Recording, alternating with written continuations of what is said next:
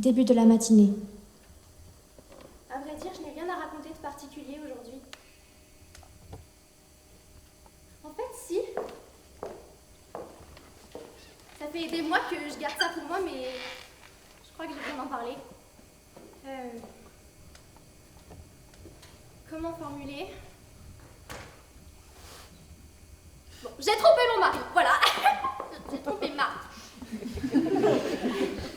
Mais je suis pas la seule, hein. Ma meilleure amie Cora aussi. Ça remonte à quelques mois. Une chose toute simple au début. Dave, un ami de longue date, m'avait parlé de Jason, qui connaissait du monde dans l'édition, et donc pourrait m'aider pour mon roman. Il m'a donné son contact, rien de plus.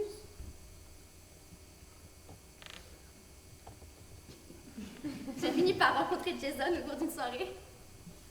Cora était avec moi, elle a fait la connaissance de son ami Samuel. Les choses se sont faites ainsi sans qu'on y prenne garde. Des conversations, puis d'autres encore. Et bientôt, je me surprenais à attendre nos rendez-vous. Je passais des heures à oublier mon amour pour Marc. À oublier ce que nous étions. Mariés. Pourquoi tout est-il si embrouillé? J'aime Marc. Je l'aime. Tout en l'aimant, je lui ai fait ça. Mais quel a été le début? Une dispute, bien sûr. Et tellement depuis notre mariage. Et toujours la même. L'argent. Il n'est pas question de courant, il est question de factures. Et de savoir si oui ou non nous avons de quoi les payer. Et des factures pourquoi? Pour le nécessaire? Non, rien que pour le superflu. Le superflu, nous voilà repartis.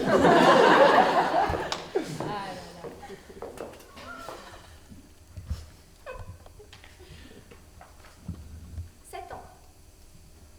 7. Consacré à écrire. Pour en retirer en tout $316. Et mon roman qui a été refusé 5 fois. Je sais que Marc a parfaitement le droit de douter de moi. J'aurais pas dû parler de ces choses-là par écrit. Et si Marc l'apprenait, ce serait le point final. 5 ans de mariage semés au vent. Samedi après-midi.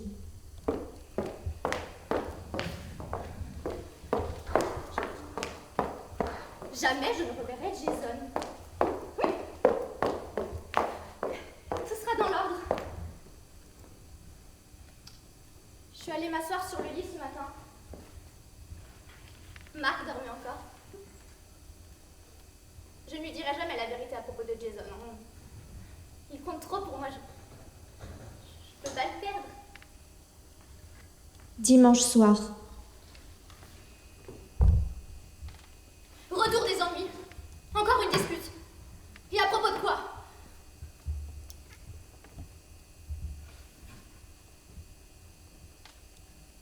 J'ai envie de téléphoner à Jason. Lui, Marc m'appelle pour dîner.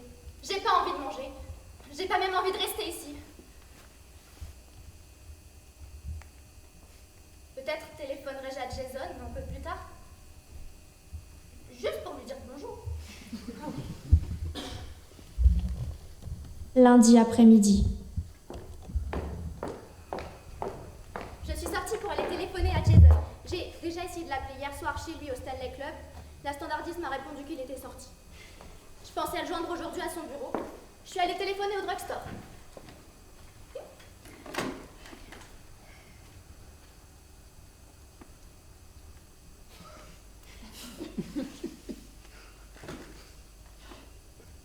Impossible de me rappeler le numéro. Je l'ai pourtant appelé tellement souvent.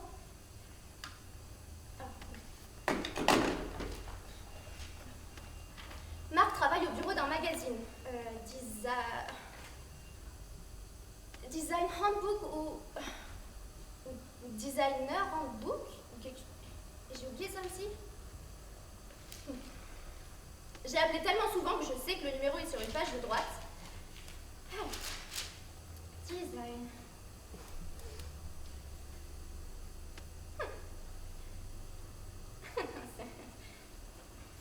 Alors,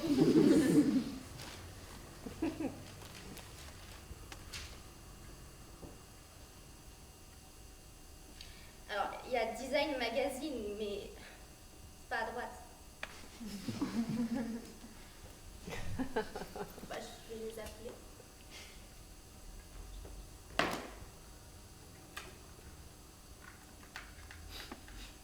Design Magazine. J'ai demandé à parler à Jason Lane. Pardon? Monsieur Lane. Un moment.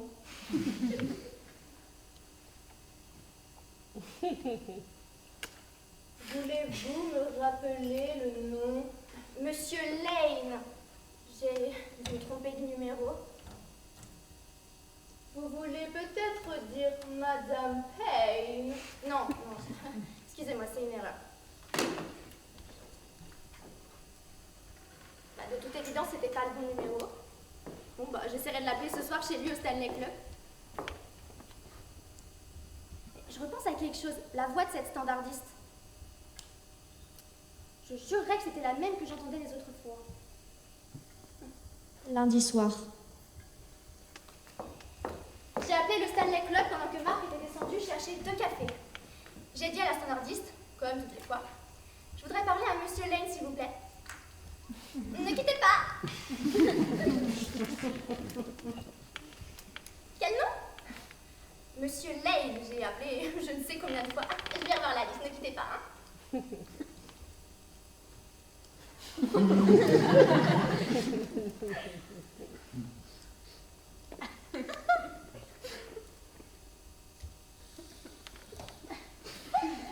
Désolée madame, il n'y a personne de ce nom ici.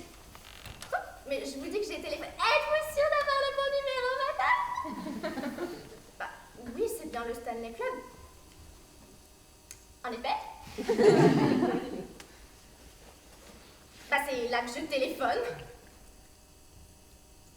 Je sais pas quoi vous dire, hein. En tout cas, aucun monsieur Lane n'habite ici, madame. Mais j'ai téléphoné hier soir, vous m'avez dit qu'il était sorti. Désolée, je me rappelle pas. Enfin, c'est impossible.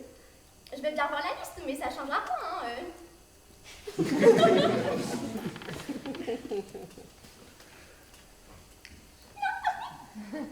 Attendez, personne de ce nom n'a déménagé ces derniers jours? Pas une chambre vacante depuis 1 an. Mais vous savez, à New York, avec la crise du logement, je sais.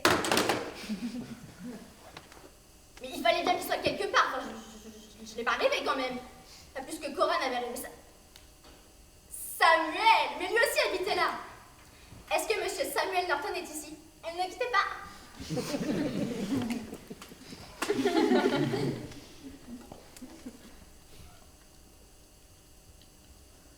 Désolée madame, il n'y a personne de ce nom ici. Attendez. Pas de Jason Lane et pas de Samuel Norton? Êtes-vous la personne qui a téléphoné tout à l'heure? Oui. Écoutez, c'était une plaisanterie. Hier soir j'ai téléphoné, j'ai demandé à parler à monsieur Lane et vous m'avez dit qu'il était sorti. En me demandant s'il y avait un message, j'ai répondu que non. Et maintenant c'est vous qui prétendez. Je sais pas quoi vous dire. En tout cas, aucun monsieur Lane n'habite ici, mais je suis désolée, je me rappelle pas. Si vous voulez direct. Non, inutile. Mardi soir. J'ai appelé Cora pour lui parler de Samuel. Qui? Samuel qui? Tu ne connais pas Samuel Norton? Non, qui est-ce? Tu n'as jamais eu rendez-vous avec lui, Jason Lane et moi? Jason Lane, mais de qui parles-tu? Tu ne connais pas non plus Jason Lane? Non, je te trouve pas drôle, je te suggère même d'arrêter entre femmes mariées. Écoute! Où étais-tu samedi soir il y a 3 semaines? C'est pas la soirée que nous avons passée ensemble pendant que nos maris étaient à leur représentation de charité? Oui, ensemble, sans personne d'autre. Qui donc? Pas d'homme, Jason, Samuel. Ça y est, elle recommence. Écoute Cora, qu'est-ce qui se passe? Il y a quelque chose qui ne va pas? Non, ça va. Sûr? T'as l'air dans un état terrible. T'as l'air dans un état terrible. Je suis dans un état terrible. Qu'est-ce qui se passe? Mercredi après-midi. Un seul moyen de savoir si Jason et Samuel avaient réellement disparu. Dave! C'est lui qui me les avait présentés. sorti avec Jason et Cora avec Samuel. C'est comme ça que les choses se sont passées. Je sais qu'elles se sont produites. Je sais. Donc aujourd'hui, j'ai écrit à mon vieil.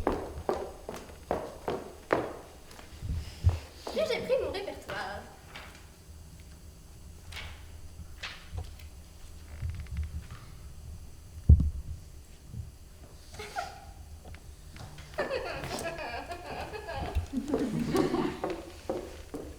Le nom de Dave ne se trouvait pas dans le répertoire. Je sais parfaitement bien que cette adresse, elle était là. Je sais que je suis en train de devenir folle. Je me souviens le soir où je l'ai inscrite, je me rappelle la tache d'encre laissée par ma plume qui avait glissé. La page est blanche. Je me rappelle de lui, de sa façon de parler, des choses que nous avons faites ensemble. J'ai gardé une lettre. Elle est dans mon tiroir, au vieux souvenir.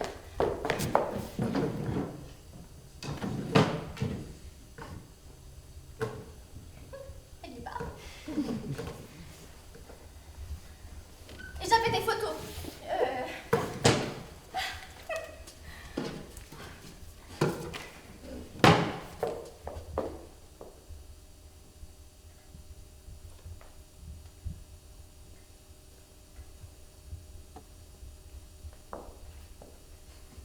Il ne figure plus dessus, hein. Oh, j'ai peur de continuer mes investigations. Jeudi soir. J'ai rappelé Cora ce soir pour lui demander si elle se souvenait de Dave. On était quand même dans le même collège.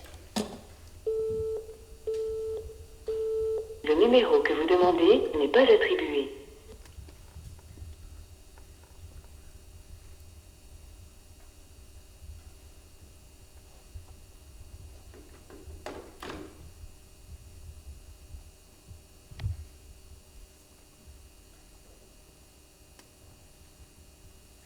Marc m'a demandé ce que j'avais. Je lui ai rien dit. J'ai peur de lui parler de Cora. Peur qu'il me dise qu'il n'a jamais entendu prononcer son nom. Samedi. Je suis allée à la banque ce matin chercher un chèque. J'ai rempli un chèque de $100 que j'ai tendu au caissier avec mon chéquier. Il l'a pris, il l'a ouvert et il m'a regardé en fronçant les sourcils. Vous vous croyez drôle? Comment ça? Suivant! Attendez, mais qu'est-ce qui vous prend? Ce chéquier ne correspond à aucun compte existant, madame. Je suis rentrée. J'ai attendu dans l'entrée le retour de Marc. Je continue d'attendre en ce moment. Tout s'en va. Jason, Samuel, Dave, Cora. Les gens s'envolent et les noms avec. Et maintenant ce chéquier. Quoi d'autre après? Plus tard. Je sais quoi. Marc n'est pas rentré. J'ai appelé le bureau, j'ai demandé si Marc était là. On m'a dit que je devais faire erreur. Qu'aucun Marc n'a jamais travaillé là-bas. Dimanche. Je sais pas quoi faire. J'ai passé la journée assise à la fenêtre, à observer la rue, à guetter le moindre visage connu. Il n'y a que des visages étrangers. Je n'ose pas quitter ma maison. Elle est tout ce qui me reste. Avec nos meubles et nos vêtements. Je veux dire, mes vêtements, évidemment. Son placard à lui entier est vide. C'est comme un tour de prestidigitation, comme un escamotage. On va être folle, non?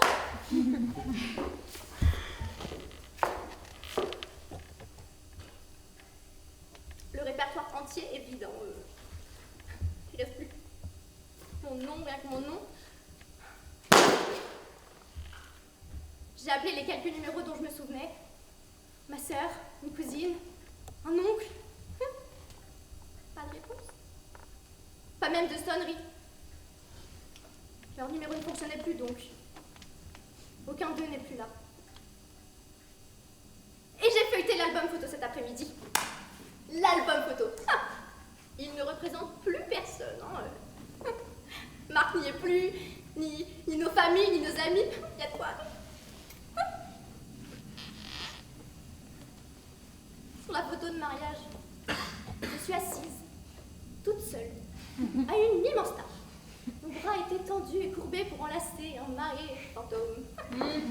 Et autour de la table, il y a des verres qui flottent dans le vide, des verres qui me portent en toast. Lundi matin. On m'a retourné la lettre que j'avais envoyée à Émilie, avec sur l'enveloppe la mention « N'habite pas à l'adresse indiquée ».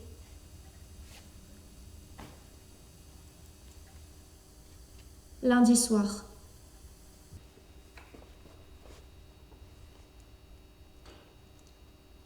Je suis assise au drugstore du coin, devant ma maison. Il n'y a pas de maison. Une petite balade dans le parc et... hop. Plus qu'un terrain vague.